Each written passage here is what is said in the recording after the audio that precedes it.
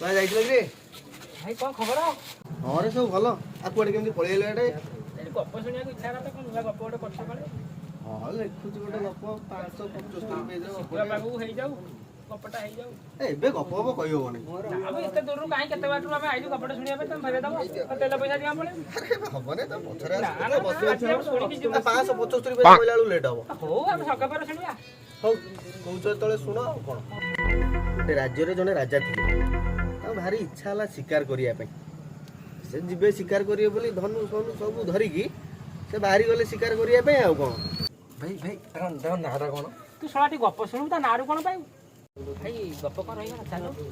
ଏ ନା ସିଏ ଭାଇ ଏତେ ବାଟରୁ ଆଇଛୁ ତେଲ ଫେଲ ପଡିକି ଭାଇ ଟିକେ ହଉ ହଉ ହଉ ଜଙ୍ଗଲକୁ ଗଲେ ଶିକାର କରିବା ପାଇଁ।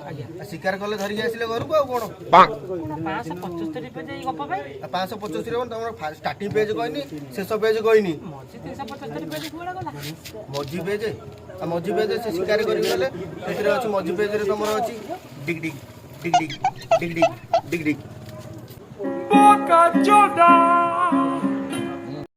ଶଳାଟି ଘୋଡ଼ାର ଟାପୁ ଶବ୍ଦ ବି ଲେଖି ପକେଇଛି। ଭାଇ ଗପ ବହୁତ ବଢିଆ ଥିଲା। ହଉ ଭାଇ ଆସୁଛି। ହଉ ହଉ ଯା ହଉ।